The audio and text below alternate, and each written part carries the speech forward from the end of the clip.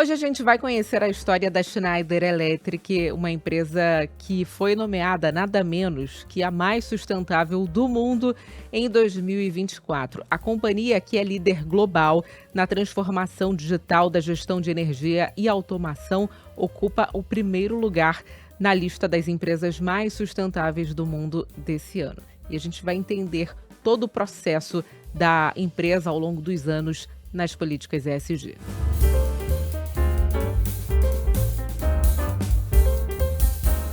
E hoje a gente vai conversar com o Mathieu Pissan, ele que é diretor da Schneider Electric na América Latina. Mathieu, muito obrigada pelo bate-papo aqui no podcast. Queria que você começasse contando para a gente um pouquinho da história da empresa e da relação da empresa com as políticas ESG.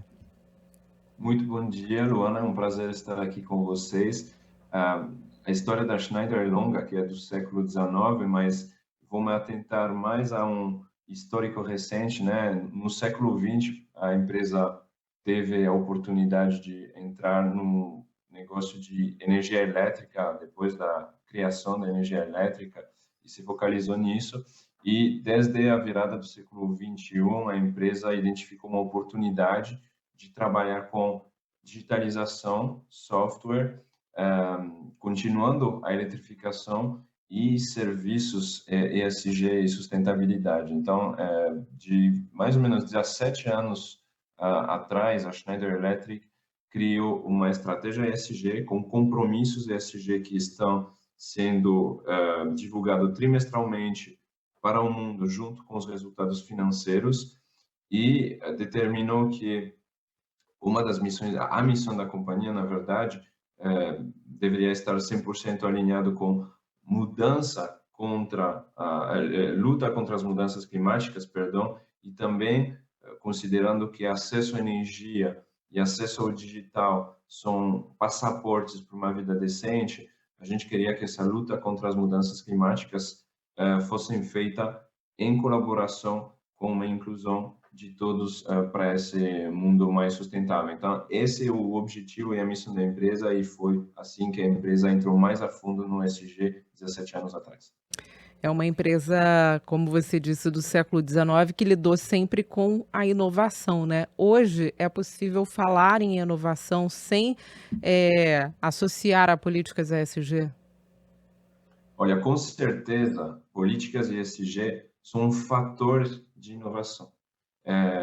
A ESG permite dar oportunidade a uma empresa, aos seus funcionários, também aos seus investidores e clientes, de olhar o status quo, de como o mundo funciona hoje, de como a economia funciona hoje, e dar uma oportunidade de olhar com uma lente diferente, com uma perspectiva diferente e começar a fazer as coisas de maneira diferente. Então, o ESG é um catalisador de inovação. E, claro, se a gente pensa em que a gente vai inovar hoje, tomara que todo mundo queira inovar para um mundo melhor, que inclui um mundo mais ESG. A Schneider Electric é uma empresa gigante no ramo, né? E como é aplicar essas políticas de governança, de sustentabilidade, como é aplicar essas políticas numa empresa tão grande como a Schneider Electric? É um desafio muito grande, né? Você pode falar um pouquinho sobre, especificamente, a política ESG dentro de uma empresa do porte da Schneider Electric? Claro, não é fácil. Se tem 17 anos que a gente faz isso, também tem 17 anos que a gente está aprendendo sobre isso. Eu acho que na origem tem uma visão de que isso é algo importante, que é algo bom para o negócio. E essa visão, ela demora para ser adotada. Hoje em dia, acho que muitos dos funcionários da Schneider Electric compraram já a ideia que ESG é bom para a empresa e bom para todo mundo. E para sustentar isso ao longo do tempo e essa aderência da companhia a ESG, tem diversos mecanismos. Um deles, por exemplo, é atrelar a remuneração variável das pessoas, dos executivos, de funcionários, a atingimento de metas ESG. Um outro fator é divulgar com transparência e frequentemente os avanços, reconhecendo os desafios que existem para ser mais ESG e tentando endereçá-lo de maneira colaborativa com parceiros, com provedores, com clientes. Então, esses são exemplos de aspectos que podem ocorrer ao longo de uma jornada ESG, que é uma jornada de mudanças e que podem tornar a jornada mais desafiadora, e a gente requer a adesão à transparência e a adesão pode passar, por exemplo, por remuneração. Queria que você falasse justamente sobre isso, sobre como é influenciar pessoas e outras empresas a adotarem o mesmo esquema que vocês adotam, né, na companhia, as políticas ESG, e como isso influenciou para a empresa se tornar a mais sustentável do mundo em 2024.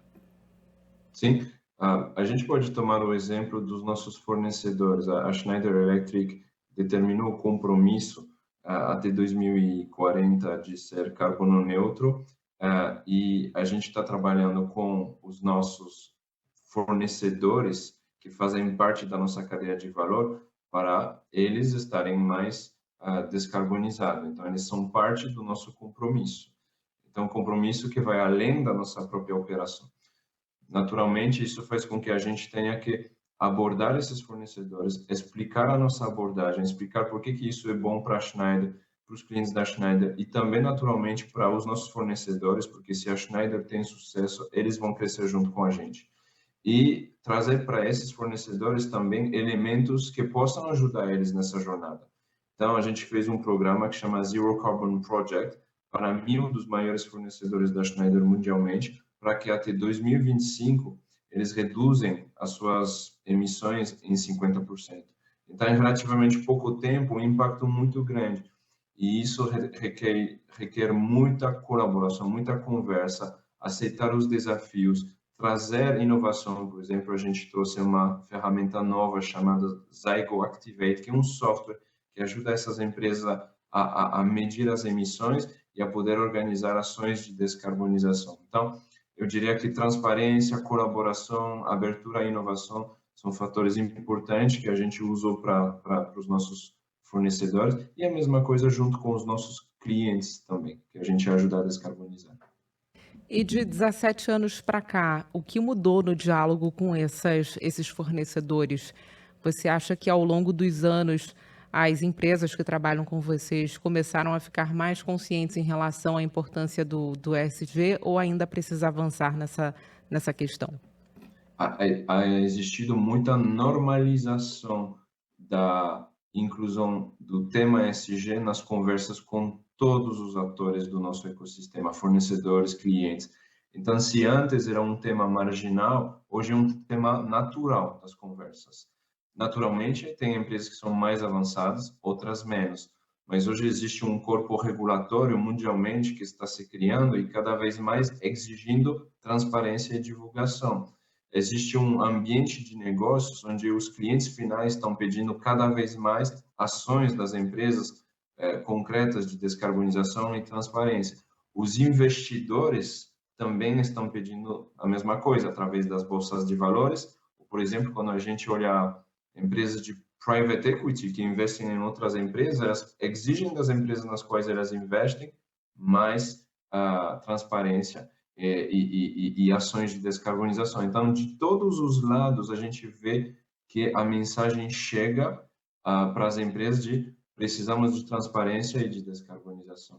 Isso faz com que, naturalmente, o tema ESG esteja no dia a dia de muitas conversas, quando não era o caso atrás, e isso ajuda essas empresas a amadurecer. Então, hoje a gente vê muitos clientes muito mais maduros, com departamentos ESG, com vice-presidência, diretoria, e tudo isso está tomando forma de uma maneira positiva. Para a gente finalizar, você pode citar algum exemplo de prática de ESG que foi adotada pela Schneider Electric recentemente que deu um bom resultado? Um exemplo interessante foi a decisão de usar 100% de eletricidade renovável para todas as nossas fábricas e centros de distribuição no mundo. Hoje a gente já tem mais de 90%, então estamos muito perto de conseguir chegar na meta e foi uma jornada positiva que também traz retorno financeiro, maior competitividade de preço, etc. Então, isso é certamente um exemplo de iniciativa factível com um impacto econômico positivo que a Schneider está feliz de ter realizado. Mathieu Pissan, diretor da Schneider Electric na América Latina, obrigada pela entrevista aqui no podcast Visões ESG. Muito obrigado, Luana, e a todos pela atenção. Foi um prazer. Podcast Visões ESG volta na semana que vem com mais sobre as políticas de sustentabilidade, governança e políticas sociais. A gente traz exemplos aqui de empresas que fazem a diferença na atualidade. Visões ESG, investindo no futuro hoje.